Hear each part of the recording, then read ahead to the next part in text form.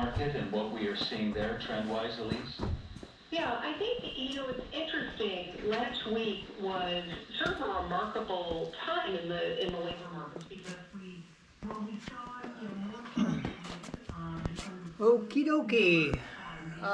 Made up a new exhaust pipe for this. Got rid of the stock muffler last night, and I'm working on making a couple mufflers today. I'm going to try a glass pack. I'm going to try a steel pack, and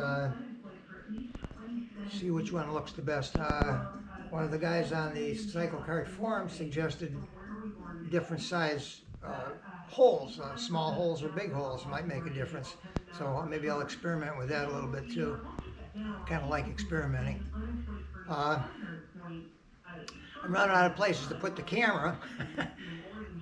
I've looked at the front end, I've looked at the helmet cam, I've looked at the turtle deck, one on the turtle deck, I've looked at all different views and everything. I haven't taken any out the back of the cart.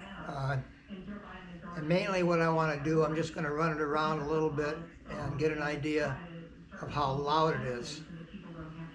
Because it really barks now, which you guys that have done this same thing, you understand that.